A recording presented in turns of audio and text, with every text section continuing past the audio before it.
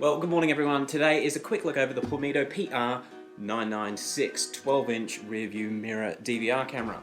Now we've done a video on a couple of these. In fact, I think they're going to be the most popular videos on our channel, which is why I thought I'd do another one. Our work van, its rear view camera died about 6 months ago, and I've been waiting for a large format mirror to come out, and Pormido were one of the first guys to hit the market with the 12-inch format.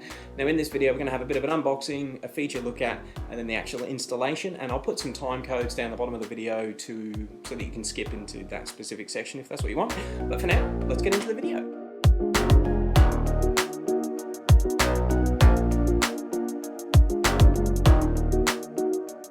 So I'll start with the unboxing before I go over the features of the mirror. I initially got one of these mirrors nearly a year ago, and it was because I was driving a vehicle that had really poor rear vision visibility through the rear view mirror. Now, this mirror has got me excited because it is a brand new form factor.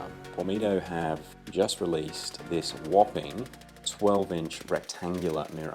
Now, obviously this is going to look a little bit out of place in smaller vehicles, and the vehicle that this is going in, a commercial vehicle, it's perfect. The mirror is a true 12-inch screen, and being rectangular, it's going to just serve better as an actual screen itself. Ooh, let's do it.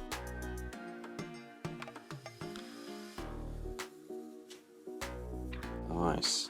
This is the first time I've had a chance to see this mirror in the flesh, and I hope the camera's picking it up, but it's got a very nice curved edge to it, like it's reminiscent of a Samsung Galaxy phone. This is by far the nicest looking mirror screen that I've had. Yeah, okay, cool. Typical strap-on mounts for the mounting of the mirror to the original Dashcam. One thing with this 12-inch form factor, the front-facing camera no longer slides out of the edge of the mirror, so it is a fixed mirror. Oh, we got some more protection films to remove. Finish, the quality of the plastics feel good and expensive. We've got the input ports here. Now, like all the dash cams that are currently on the market that we've come across, they power off a mini USB port. The rear camera connects through a 2.5mm jack, typical SD card slot, and this one does have the upgradable functionality of a GPS receiver. Okay, let's see what else we get in the box. It's all nice and safely packaged. Something that Pormido have definitely thought about with this style of mirror, being a 12-inch screen, obviously the bigger type screen, the sort of thing that people are going to be using in commercial vehicles, it has got a longer rear camber cable. This one is 32.8 feet, or in metric, that's just under 10 meters. So it's going to work well for large vans, American pickup trucks, that sort of thing. This cable is going to have you covered for getting the rear camera mounted without needing to make any extensions. We also have, of course, a power cable. These all seem pretty typical with the mirrors that we've tested. I'll just get around, I just want to see what it's actually rated at. And that one is rated at 2.5 amps output. Mini USB. Cables all feel quite good. It's okay, it's okay. They've got a couple of these double-sided taped cable tidies. And actually, they got a fair bit of the cable management. That's good. Nice. Okay, cool. And we'll just have a quick look at the rear camera module. Comes with a nice cloth. We have the rear camera module. This is a metal unit. This is by far the most solid rear view camera unit that I've seen. It is an unusual shape. I guess with the brackets, it's going to come with a few different mounting options. Cool. Okay, so that's the unboxing, and let's just go through the feature list. Okay, before I get into the feature section of this video, obviously I've just unpacked everything from the box and laid it out so we can see exactly what's going on. I didn't want to take too much time with the unboxing before and go through every little piece of paper. This is the meat and potatoes of everything that you will make use of when you buy this kit. So yeah, two things that it comes with which I've never seen on any of the mirrors that we've had here. It does come with screen protectors. It does come with two different size attachment bands, so I assume it will have you covered whatever size your factory mirror is. You're going to be able to mount this up securely and safely. Got two different style of brackets for the rear camera. Now I assume they're going to be useful for whether it's mounting up under something, or if you do need to angle it out off a flat surface. So yeah, it just gives you a full range of mounting options. The SD card that's included in the kit is a SanDisk 32 gig, and it's actually quite a fast one. It's a 98 meg read-write speed. All the mirrors that we've had do come with these double-sided tape cable management type things. I've never actually used one, aside from maybe tucking wires up under a dashboard. I don't think they're overly useful in the car world. Getting onto the features. Now the big standout thing with this camera is the screen, which I'm just gonna power up now so you can see the boot time. That's just powering off a 5-volt battery bank. And yeah, so within 2 seconds it's booted up and it's ready to go. It's obviously throwing a few errors because you haven't got the rear camera connected, so we'll just get rid of those. But yeah, boot up time is nearly instant. The screen is a 12-inch diagonal screen. Now the width of the actual unit itself is 11.4 inches from left to right. That is something to take into consideration if you're thinking of fitting this to a smaller vehicle. Being so wide, you may come into clearance issues as you fold your sun visors down, so that's just something worth checking if you're putting this in a smaller car. It has got twin Sony cameras front and rear. They both record at 1080p. The difference between the two cameras, the front-facing camera has got a 170-degree wide-angle lens, where the rear is only 150. Something that I've noticed that all of these mirror kits seem to do, they seem to run a better quality camera for the front-facing lens. Now, I assume that is because the front lens is obviously enclosed in the windscreen, where the rear camera has to be on the outside of the vehicle. So they can use a slightly different style lens because it's not going to be subjected to dirt, dust, pressure washing, all that sort of stuff. The front lens on this particular one, from memory, I think it says 6 glass layer lens, which is a pretty cool lens. It is the Sony IMX323 sensor with an f-stop of 1.8, so that's a pretty good spec front camera. Just touching on the rear camera, yes, it doesn't seem to be as good, but it is in a full IP69K waterproof housing, so that is perfect for the outside of a vehicle or anything that's going to be getting mucky, dirty. It has got a few features like most of these things, so it's got the Starlight night vision. I've not been too disappointed with the night vision of any of these cameras. I'll be interested to see how this one compares, being a newer generation. Just confirming that cable, it is a 32.8 foot cable, or that's just under 10 meters for the metric world. And again, very helpful if you're fitting this into a commercial vehicle. It has got a parking monitor function, so even when you power the mirror down, once it's had time to sufficiently charge up the internal battery, there's a good chance that if the car gets hit, this will actually start recording. It does also do, which all dash cams do, but it does do the loop recording, so you don't need to worry about the memory card filling up. Once it's full, it will just delete the oldest footage from the card, which is good. Yeah, so I've made a bit of a mess there, but let's go and have a look at the car and work out how we're going to install it. Okay, so this is the van we're going to put the mirror in. It's been the work van for a smidge over 10 years now.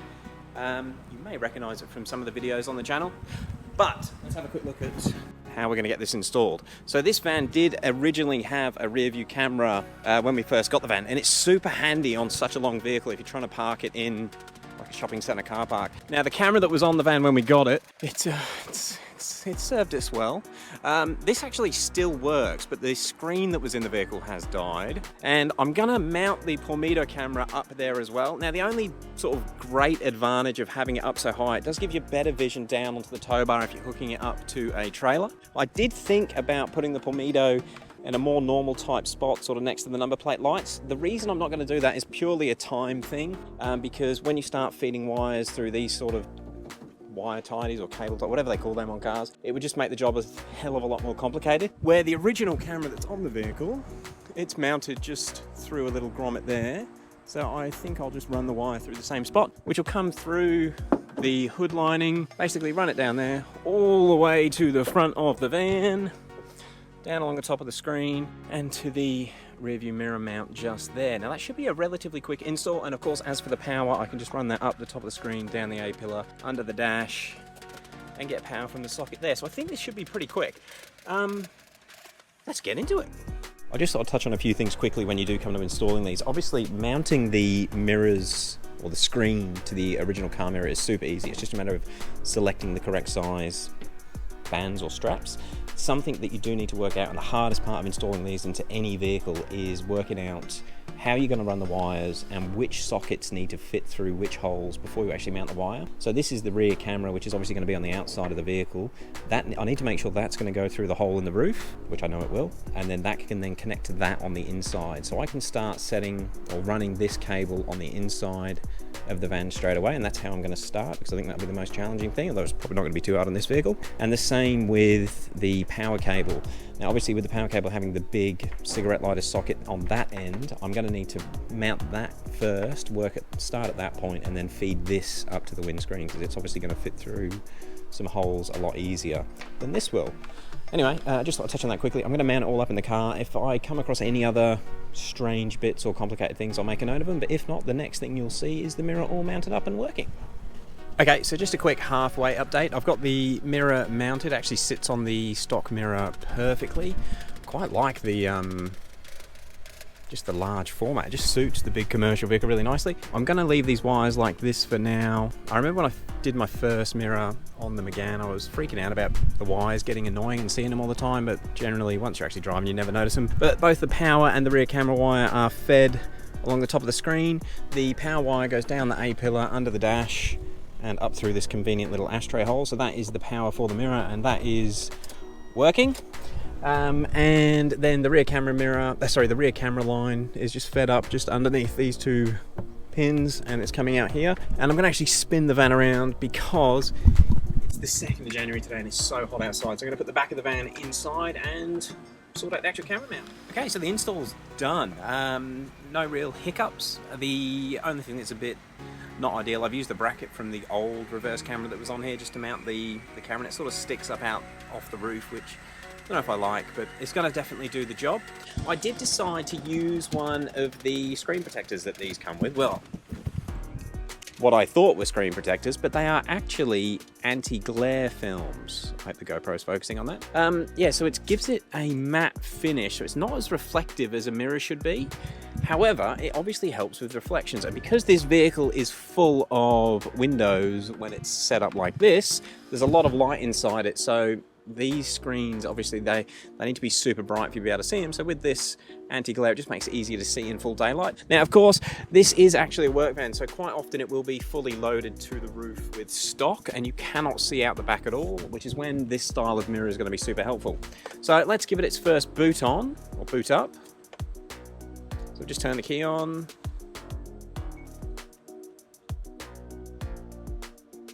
And there we are, it's booted up. It's kind of hard to see in this daylight. It is literally the middle of summer here in Australia. It's super bright outside, so it's not ideal to try and pick it up. And also that film seems to be affecting what the GoPro sees. Anyway, boots up. We have obviously the that's the rear facing screen. We'll just switch it to the front. And it does also do the automatic reverse switching. So there's the reverse camera angle. I'm going to take it for a bit of a drive, just get my head around how it all works, and I'll give a bit of a conclusion. Actually driving with it, it's really quite impressive. That is as good as the Escalade that I drove with in the States. That's a very, very good screen to work as a mirror. Now that's the main screen that I would nearly always use to be driving with. It is just the rear vision, obviously looking further up the road as possible. And I'm just going to show you the other view option, which is the dual screen. But there's the front showing both options. Now it's probably good to flick onto every now and again just to see exactly what the cameras are recording, just in case the mirror has been knocked or something and the front camera is not pointing where it should be. Considering a vehicle like this, it's normally loaded up, so the interior or rear view mirror is normally completely pointless. That is a huge improvement over not being able to see anything at all. I'm kind of looking forward to try it at night time. Towards the end of the video, I will put in some clips of just using it at night time and also footage from the camera. But yeah, driving with it, I've probably been driving for about half an hour in a few different conditions, and I dare say it's perfect to drive with as far as a rear vision goes. Well, I hope you can hear me all right. We are back at work, and I'm just going to go through a few of the features inside the menus on the Pormido. I'm still genuinely surprised with how well the screen works in the van. Like, there's so much light in the van when it's empty. I was really expecting to have a few issues with glare, but it's, like I said, I think it's as good as the Escalade. Okay, so when you first turn the mirror on, in fact, we'll do a quick boot up so that you can actually see that on camera. So keys out, 2 keys in and turned on.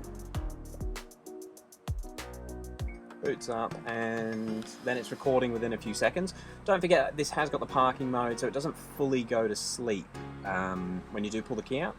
So it boots up to however you had the camera set last time. Now it's just set up with the angle that I've chosen for the rear view, normal rear view mirror function. And if I do pop it into reverse, it switches down, and that's looking just behind the rear tow bar on the vehicle. So I've set it so that I've got pretty much near perfect vision for reverse cameraing, and then a nice line of sight so you can see right far into the background or far back behind the vehicle through this view. And if you tap the screen once, yeah, you've got your basic controls. They are, just move that around so you hear me a bit better. They are quick screen capture, which takes a still from the angle that you're looking at, like a high quality still photo. Something I do just want to touch on, I did put the reflective or anti-glare screen protector on. I didn't do it perfectly. There's a couple of bubbles in there, and that has reduced the responsiveness of the touchscreen, but it still works right. You just got to touch it a little bit harder.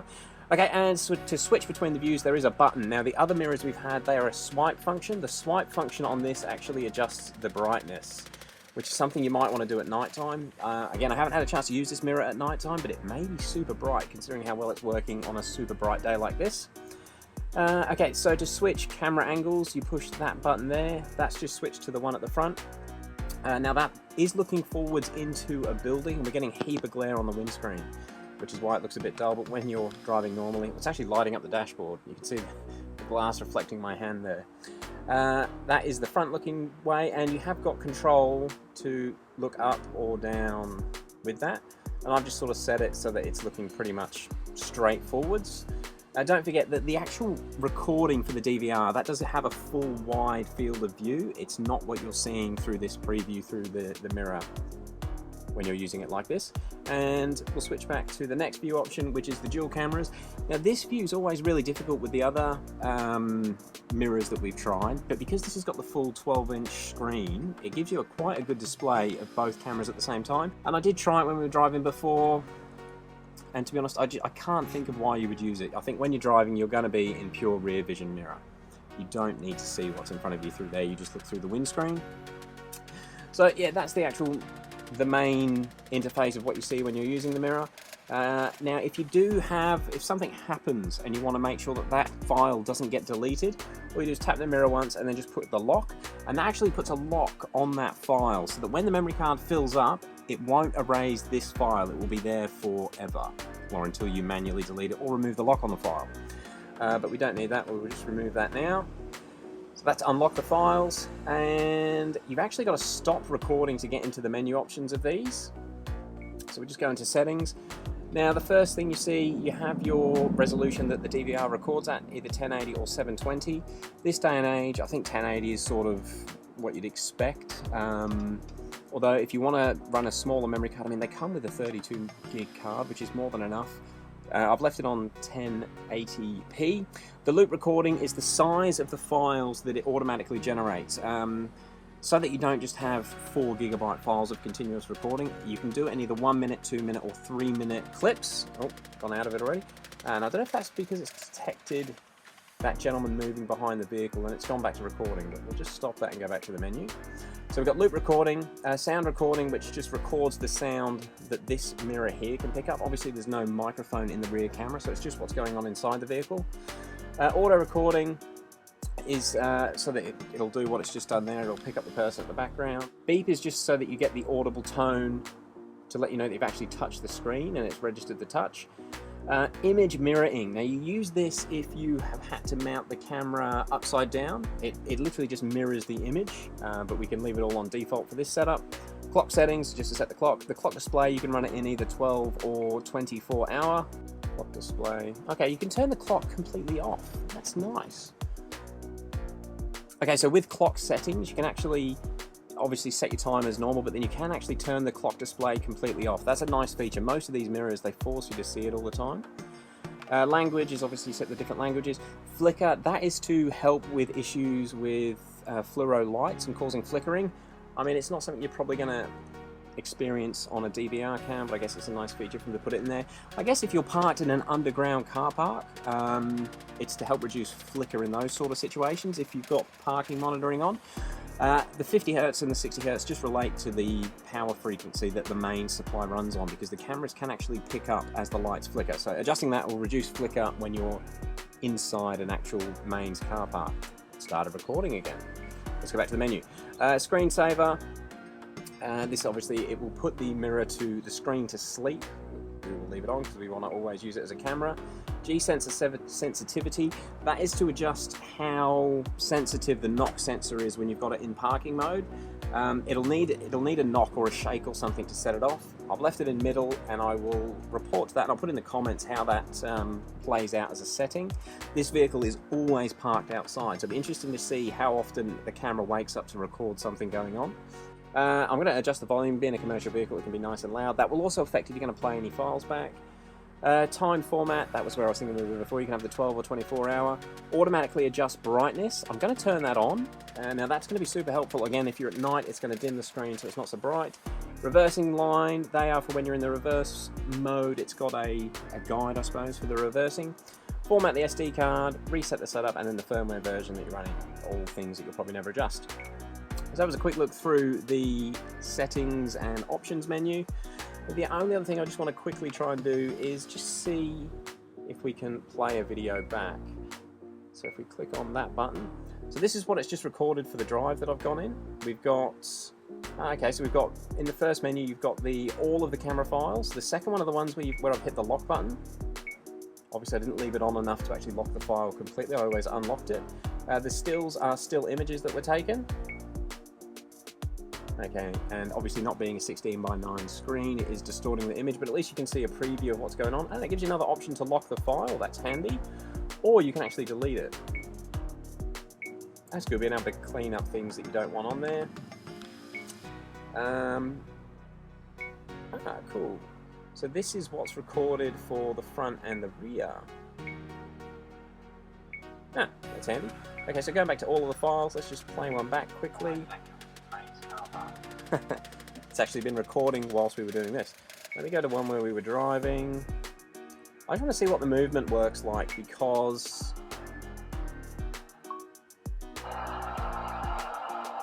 okay, it plays the file back fine. It doesn't look like it's juddering or struggling. I'm not sure if you can hear the audio that's coming out. But yeah, using this to play back a file and see if it's worth pulling the card out before you transfer it to your computer is going to be absolutely fine. That was the front camera. I'll just see if I can find the rear camera for that footage. So this little icon here, you can see it's facing forward. If I push that, that shows me all the rear footage. Oh, okay, that's brilliant. All the other cameras I've played with, it just mixes the front and the rear footage together. So they do have a different file name, but these, there you go. Actually, the file names on these are different as well. So the fronts end in F and the rear cameras end in R. And yeah, so let's just have a quick look at what the rear camera looks like through the display. Let's get to one where we're moving. Yeah, it looks fine. Cool. And again, I will add some footage after all this showing how this actually looks as a raw file, not when you're displaying it on a walk screen like this. Look guys, so far I've been pretty impressed with the Pormido. Even from the first time when I took it out of the box, the edges on the glass feel so nice, and it really does feel like quite an expensive device. The screen brightness when you're in your normal seating position it's genuinely impressive. Like I said, it's as good as the Escalade I was driving in America the other year. And all the menus all seem quite responsive. Look, generally very happy with this mirror. The 12-inch form factor is a huge bonus. I like it. Thumbs up. Thanks for watching. If you want to see some more tech reviews, or if you have any technical questions about these mirrors, hit them up in the comments below, and we'll catch you on the next one. Thank you.